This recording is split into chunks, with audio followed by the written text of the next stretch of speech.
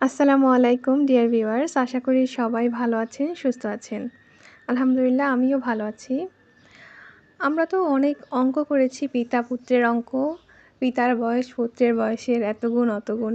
অনেক ধরনের অঙ্ক শিখেছি, কিন্তু পিতা-পুত্রের ভালোবাসা নিয়ে একটি চমৎকার কাহিনী আছে। সত্য কাহিনী, তা হয়তো আমাদের অনেকেরই জানা আবার অনেকেরই অজানা। ইউসুফ আলাইসাল্লামের ঘটনাটা আমরা যখন শুনি অনেকেই মনে করে যে ইউসুফ জুলেখার প্রেম কাহিনী। এখানে কিন্তু ইউসুফ জুলেখার কোনো প্রেম কাহিনী ছিল না। এখানে ছিল পিতা এবং পুত্রের ভালোবাসা, যেটা শুরু হয়েছিল একটি স্বপ্ন দিয়ে। এমন একটি বিস্ময়কর স্বপ্ন ছিল যেখানে ছেলেটি দেখে যে সূর্য, চাঁদ এবং 11টি তারকা তাকে সেজদা করে। তখন সে তার পিতাকে যখন এই স্বপ্নের কথা বলেন, তখন তার পিতা বুঝতে পারেন যে এটা একটা ভবিষ্যতের মহাসংকেত। কিন্তু এর মধ্যে যে একটি কালো অধ্যায় শুরু হবে, তখন সেই পিতা সেটা বুঝতে পারেননি। কারণ ভাইদের হিংসার কারণে সেই কালো অধ্যায়ের সূচনা হয়েছিল। তারা সেই ছোট্ট ইউসুফকে কূপে ফেলে দেন এবং তার বাবার কাছে এসে বলেন যে তাদের ভাইকে নেকড়ে খেয়ে ফেলেছে। কিন্তু তার বাবা কিছুতেই সেই কথা বিশ্বাস করেন না। তিনি অনেক ধৈর্য ধরেন। ধৈর্য ধরতে ধরতে এইদিকে তার সেই ছেলে ইউসুফ আলাইসাল্লাম তাকে কূপ থেকে এক বাণিজ্যিক দল উদ্ধার করে। উদ্ধার করার পর তারা মিশরের সবচেয়ে ধনী ব্যক্তি যিনি ছিল আজিজে মিশর, তার কাছে বিক্রি করে দেন। ওখানে তার মোটামুটি ভালোভাবেই দিন যাচ্ছিল, কিন্তু তার যে বউ ছিল জুলেখা, তিনি তাকে জেনার অফার করেন। একটা সময় তার সেই অফারটা তিনি না নেওয়ার কারণে তাকে জেলে যেতে হয়। এখানে দীর্ঘ বছর পার হয়ে যায়, কিন্তু এই যে পিতা কিন্তু বিশ্বাসই করেননি যে তার ছেলে মারা গেছে। তিনি কিন্তু তার ছেলের জন্য কান্না করতে করতে তার চোখের সব পানি একসময় শেষ হয়ে যায়। তারপর চোখ থেকে রক্ত বের হয় এবং তিনি অন্ধ হয়ে যান। কিন্তু তিনি তার ছেলেকে ভুলে থাকতে পারেননি। তিনি ছেলের প্রতি আশা রাখেন যে তিনি অবশ্যই একদিন না একদিন তার ছেলেকে ফিরে পাবেন। এইদিকে ইউসুফ আলাইসাল্লাম তখন ওই মিশরে বড় হতে থাকেন এবং মিশরের জেলখানায় তিনি থাকেন। তখন মিশরের বাদশাহ একটি জটিল স্বপ্ন দেখেন, যার ব্যাখ্যা কেউ দিতে পারে না। তখন সেই ইউসুফ আলাইসাল্লাম সেই স্বপ্নের ব্যাখ্যা দেন এবং তার প্রমাণও মেলে। বাদশাহ তাকে মুক্ত করে এবং তাদের খাদ্য মন্ত্রণালয় এবং অর্থ মন্ত্রণালয়ের দায়িত্ব দেন। একসময় তাকে স্বর্ণ উপাধিতে ভূষিত করেন। তারপর তাকে সব কিছুর দায়িত্ব তাকে দেন, বিভিন্ন কাজের দায়িত্ব দেন। দুর্ভিক্ষের সময় পুরো জাতি খাদ্য সরবরাহ করে ইউসুফ আলাইসাল্লাম হয়ে ওঠেন জনগণের ত্রাণকর্তা।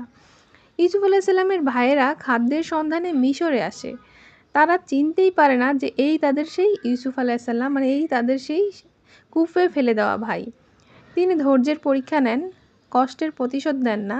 শেষমেশ তিনি বলেন যে আমি ইউসুফ, আল্লাহ আমাদের একত্রিত করেছেন, আজ তোমাদের কোনো দোষারোপ নেই। তিনি তার একটি জামা তার ভাইদের কাছে দিয়ে বলেন, এটা আমার বাবার কাছে নিয়ে যাও এবং তোমরা তার চোখে লাগিও, তাহলেই তিনি চোখের দৃষ্টিশক্তি ফিরে পাবেন। যখন এই জামাটি নিয়ে যাওয়া হয় তখন তার পিতা অনেক দূরে ছিল, আর জামাটি তখনও তার কাছে আসেনি। তার আগেই তিনি বুঝতে পারেন যে আমি ইউসুফ আলাইসাল্লামের ঘ্রাণ পাচ্ছি। সবাইকে বলতে থাকেন যে আমি ইউসুফের ঘ্রাণ পাচ্ছি। সবাই মনে করে যে তিনি পাগল হয়ে গেছেন, যে এখন কোথা থেকে আসবে ইউসুফ। কিন্তু সেই জামাটি এখনও তার কাছে আসেনি, অনেক দূরে। এটাই পিতা পুত্রের যে ভালোবাসাটা এখানে ফুটে উঠেছে। পরে যখন তার কাছে আসে জামাটা নিয়ে, তখন সবাইকে বলে যে তোমরা কি আমার ইউসুফকে নিয়ে এসেছো? তখন তারা বলে যে না, আমরা তার একটি জামা নিয়ে এসেছি, এটা তিনিই পাঠিয়েছেন এবং আপনাকে বলেছেন যে আপনি যদি চোখে লাগান তাহলে আপনার চোখটি ভালো হয়ে যাবে। তো আল্লাহর অশেষ রহমতে তার চোখ দুটি ভালো হয়ে যায়, সুবহানাল্লাহ। তো পিতা পুত্রের যে ভালোবাসা এখানে কিন্তু অনেক বছর পার হয়ে যায়, দীর্ঘ 40 বছর পার হয়ে যায়। তারপর ইয়াকুব আলাইসাল্লাম মিশরে আসেন এবং মিশরে আসার পর তাদের পিতা এবং পুত্রের যেই দীর্ঘ প্রতীক্ষার অবসান ঘটে এবং সেই মহান পুনর্মিলনের মুহূর্ত হয়। সেখানে পিতা ও পুত্র পরস্পরকে আলিঙ্গন করেন, চোখে অশ্রু থাকে, বুকে থাকে তৃপ্তি। পিতা বলেন, এই সেই স্বপ্ন যা তুমি একদিন বলেছিলে আমাকে। এই কাহিনী শুধু একটি পিতা পুত্রের ভালোবাসা নয়, একটি ধৈর্য, ক্ষমা, বিশ্বাস ও আল্লাহর পরিকল্পনা এক অমর নিদর্শন যে কখনো হাল ছেড়ো না, কারণ তোমার ধৈর্য একদিন পরিণত হবে তোমার পুরস্কারে।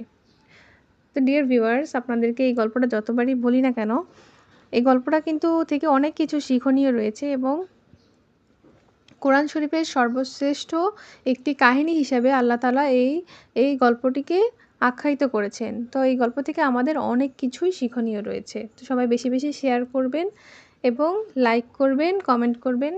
আমার সাথেই থাকুন। সবাইকে অসংখ্য ধন্যবাদ।